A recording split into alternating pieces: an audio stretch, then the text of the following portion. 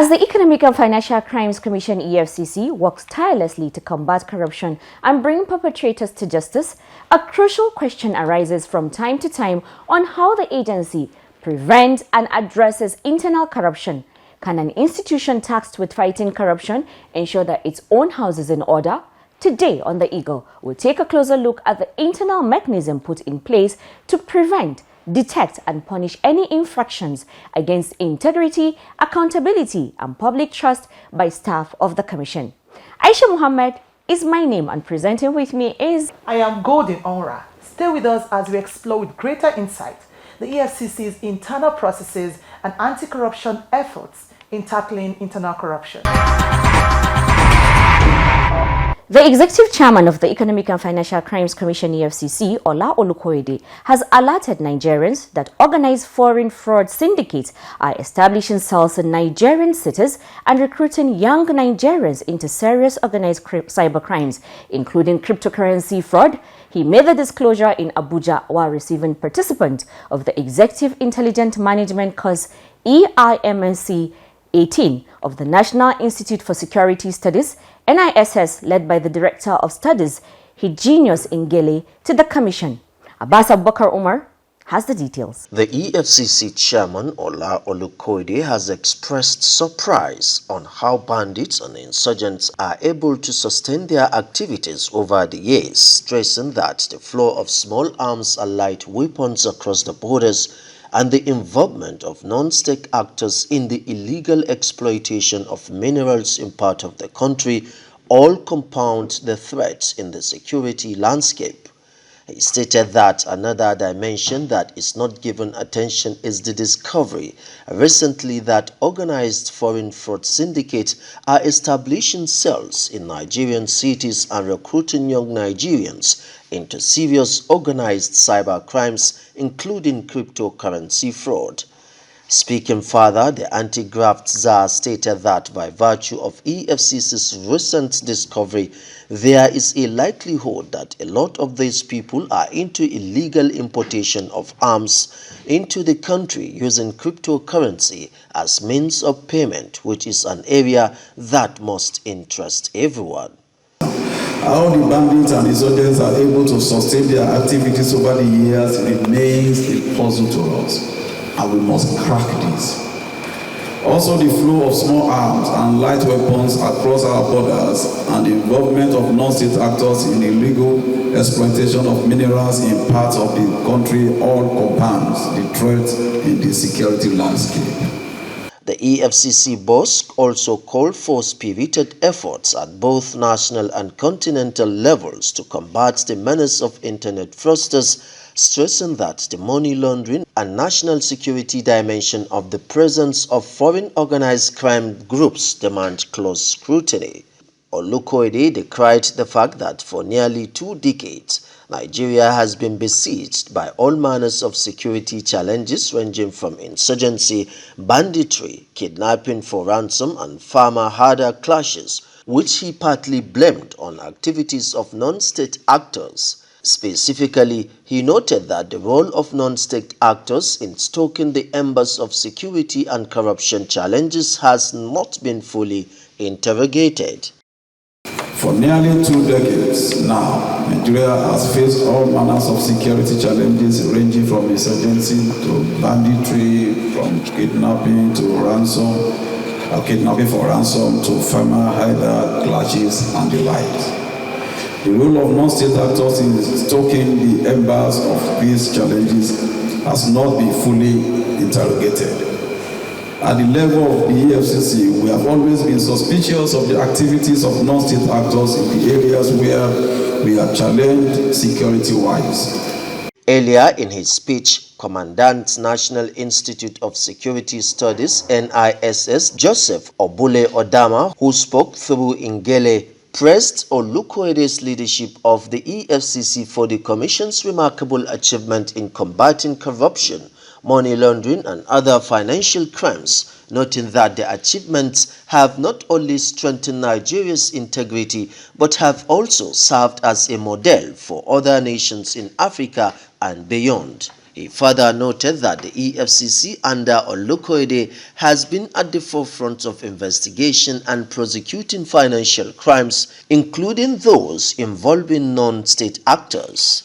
Members of the NISS EIMC 18 comprised 74 senior officers drawn from Nigeria's intelligence community, the military, law enforcement agencies, including the EFCC, strategic government ministries, and representatives from the federal and state government and international participants from Ghana, Somalia, Rwanda, and the Gambia. The theme for EIMC 18 is non-state actors in security management, issues, challenges, and prospects for peace and development in Africa, which, according to Ngele, was carefully selected in recognition of the growing influence of non-state actors in shaping the security landscape across the continent. The theme for EIMC 18 is non-state actors in security management, issues, challenges, and prospects for peace and development in Africa. This team was carefully selected in recognition of the growing influence of non-state actors in shaping the security landscape across the continent of Africa. Part of the highlights of the visit featured an enlightenment and question and answer sessions moderated by Director of EFCC's Public Affairs Department, Commander of the EFCC, Wilson Ujaren. Director Legal and Prosecution, Silvanus Tahir, SAN, Director Special Duties, Office of the Executive Chairman, Friday Ebelo, and former Director of SCUMUL, Commander of the EFCC, Daniel Isai, offered insight on what the EFCC has done in strengthening the anti-corruption engagement through its diverse activities. Abbas Abubakar Umar reporting for the Eagle. The Executive Chairman of the Economic and Financial Crimes Commission, EFCC, Ola Olukoide, has called on Nigerians to refrain from offering any kind of support to suspects and convicts of economic and financial crimes and other acts of corruption. He gave the charge at the 38th Anti-Corruption Situation Room, ACSR, organized by the Human and Environmental Development Agenda, HEDA. Chinoso Alexander Eni tells us more. Speaking on the topic, ethics, integrity, corruption risk assessment and anti-corruption at national and sub-national levels, sustaining the fight against corruption in Nigeria, the EFCC's board stressed that any form of support offered to corrupt elements may have detrimental effects on the fight against corruption. He urged Nigerians to support leaders with integrity, stressing that his stance on fighting corruption would continue to be without fear or favor. Ethics, integrity, and fraud risk assessment, which we call the corruption risk assessment, is something that must be on the front burner of our fight against corruption in Nigeria. The key word is integrity. If you don't have it, you don't have anything. And what is integrity? How many of us can stand and say, I can defend what I have legitimately? For me, that's integrity. When you have the opportunity to steal and you discipline yourself, you prove yourself, you consider the interests of others first. The country director and deputy director of MacArthur Foundation, Dr. Kola Shetima and Dr. Aminu Salihu, in their goodwill messages stressed the need for collective action against corruption, pointing out that Nigeria is a commonwealth that must be protected. The chairman of the occasion, Dr. Garba Abari, pointed out that Nigerians are paying so much attention to politically exposed persons, neglecting the civil servants and those in the private sector. The more extended categorization should be public service, like custom, immigration, and the military. All these things, many things happen there. So I want a situation where we can disaggregate politically exposed persons and public service in general.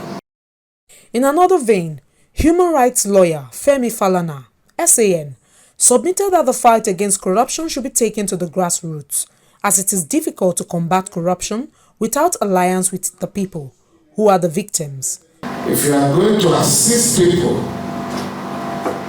you want to fund organizations now, please, let's have a new system. Let them go to the people. When we go back, we must insist that our state government should have anti-corruption agencies. We must also insist that local governments should have anti-corruption agencies so that when they collect their money, we will be able to track the money. Several other speakers spoke their minds on moving the nation forward through robust anti-corruption efforts. Managing Director, Nigeria Education Loan Fund, Akintunde Sawyer, stated that corruption remained a threat to the nation, suggesting accountability and transparency of resources by anyone entrusted with government funds. He maintained that prevention method was more potent and effective in the fight against corruption, urging greater focus on ethics, integrity, and risk assessment to sustain the fight against graft. Notwithstanding, the national and global efforts at combating corruption still remains an existential problem and threat to humanity, and therefore the relevance of continuing with activities such as this kind of conversation being championed by HEDA. The corporate strength, existence, and ultimate economic and social stability of any nation, no doubt, depend on the accountable and transparent management of its resources in a manner devoid of corruption to promote prosperity, fairness, and equity amongst the citizens. Former Director General, Intergovernmental Action Group Against Money Laundering, GIABA, Professor Shehu Abdullahi, lamented that corruption takes away freedom of the people and provides impunity for corrupt officials, adding that every successful leader must demonstrate integrity, true honesty, accountability, responsibility, fairness, among others. He noted that youths are the architects of a world without corruption, and they must have the courage to demand it. The quality of being honest and having strong moral principles. This has summarized what the chairman EFCC said. The examples he gave, your ability to withstand temptations, your ability to be selfless, your ability to be thankful and content with what God has given you. That is integrity. And it is only with integrity that you can fight corruption.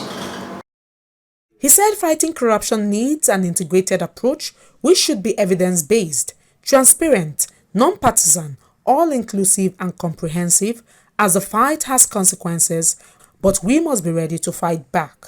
I am Chinonso Eni, reporting for The Eagle. Law Enforcement and Anti-Corruption Agency, the Economic and Financial Crimes Commission, EFCC's duty in fighting all forms of corruption comes with much pressure from different quarters, all in a bid to compromise its core values of integrity, professionalism, courage, and collaboration.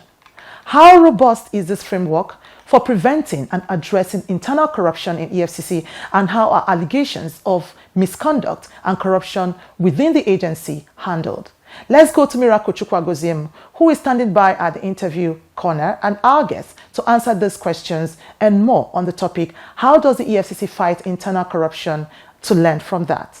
It is said that he who comes to equity must come with clean hands. This popular saying, though generally applicable to law, could as well be said to apply to anyone or organization in position of enforcing the law.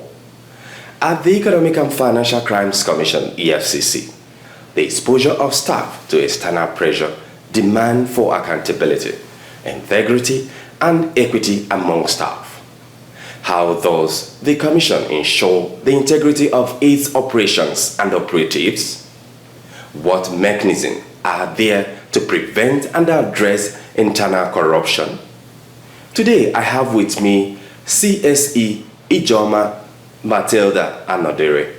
She's the head polygraph section of Ethics and Integrity Department of the Commission, to answer these and other related questions on how EFCC deals with internal corruption. You're welcome. Thank you. It's good to be here. So the topic of discussion is how EFCC deals with internal corruption. So generally, what is corruption in public service? Okay. Corruption in public service is the misuse or abuse of privileges, position of power, authority for one's personal benefit, whether as an individual or an organization or an agency. When you're given trust, a position of trust, and you misuse it or you abuse it, that power, for your own benefit, it is called public corruption. It is called corruption in public service, rather. Now, it encompasses a lot of things. Cronyism, giving opportunities to your cronies, bribery, gratification, nepotism, and the likes. There are a lot of things that corruption covers in public service. So what then is internal corruption and how pervasive is it? Internal corruption, just this definition we've just made now, bringing it into an organization, misusing that privilege as a public officer or an agency within an organization to foster your personal aggrandizement, to foster your personal needs, to foster your gain. That is internal corruption, bringing it into the organization. And it is very pervasive because it starts as little as like a drop of water. I know little drop of water, they say, makes an ocean. Yeah. And if it's not checked, it can flood everywhere and everybody will be very involved in it. So it needs to be checked so that people will not be involved in it. It can be trying to help someone when you know, trying to give information to people when you know they have something to answer. It's trying to help someone whom you know is like a big man in public service so that the person can, in future, help you. They wash my hand back, wash my back, I wash your back, and kind of the likes of it. Yes. Yes. Bribery, collect. Forgery, collect, keep. Do these things to help foster your own gain. Yeah. It might be immediate, it might be in the long run. Yeah. But whatever it is, if you are going against the rules and regulation of that organization to benefit yourself, that is internal corruption. We've talked about how pervasive this internal corruption is. What actually causes this internal corruption? A lot of reasons why internal corruption persists in organizations. But most importantly, because it starts with one person. Greed. Greed. Wow. Yes. When you're greedy, when someone is greedy, he tends to get his or anticipation beyond what the person really has. You tend to get lofty ideas, dreams that are beyond you, and then you tend to want to fulfill those expectations, grandiose expectations that are not really practical, and you want to fulfill them. You look at some of your mates, they may be doing better than you, and you want to be better than them, or you want to be as good as them. You end up lowering your integrity threshold. And once your integrity threshold is lowered, when someone comes to something that looks good, you tend to fall. So first is greed. Second is the lowering of your integrity. There are other things like poor management decisions, poor management policies, lack of education on ethics and integrity and all that. Self-control. Yes. When you have so much expectations beyond what you can actually get, what you can actually do, that makes you weak. That weakens your resolve. And if any temptation comes, you fall. So, what are the effects of this internal corruption? Yes, one of the greatest problems with internal corruption is that it lowers the morale of employees. Yes. when you see somebody doing very well despite offering little to the progress of the organization and is getting away with it, it affects the morale of those who are working hard to see that they keep to the tenets of the organization and that the organization succeeds. Everybody wants to throw the towel. Well, I'm not doing anything anymore. If these people can be progressing and getting a good life and everything, and then I'm here working my hats off, struggling every day, the morale comes low. Now, erosion of public trust in the organization, the way the public perceives the organization, will nosedive. Organizations like law enforcement agencies, organizations that are supposed to protect the interests of the public, if those organizations are found wanting, the public will look at these organizations as organizations that are not there to work for them anymore. So, erosion of public trust in the organization. There will be financial losses and waste. Leakages. Money meant for specific things will be put in things that will give personal gains. If you need to train your officers, you don't train them. If you need to buy equipment, you don't buy equipment. There's this funny thing I always say about public restrooms. There are monies given to take care of public restrooms, but they are not used to take care of public restrooms. So how does EFCC, or what are the mechanisms EFCC, put in place? How do they, fight internal corruption? Ab initio, first of all, even before being employed, let's start from the recruitment process. Yes. We have vetting. We vet the staff, their results. The applicants? The applicants, their results. Yes. Whatever documents they bring, they are vetted to make sure that you are not infusing from the beginning. The bad eggs. Yes, infusing bad eggs from the beginning.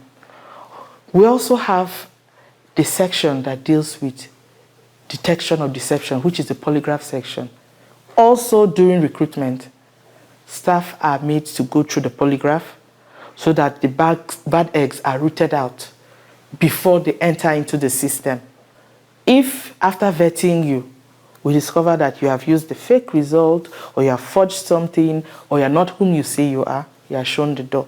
So the process of vetting and polygraph all take place during recruitment. Well, before I let you go, you've really done justice to this topic, but before I let you go, what are your last words, your parting words to those, listening or watching us?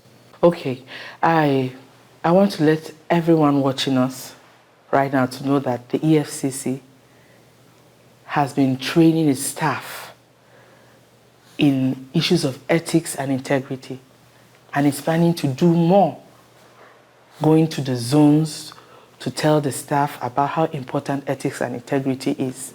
Because without that, the trust the public has on us, without them knowing that, yes, we are doing so much to make sure our staff follow the rules and regulations that guide the organization.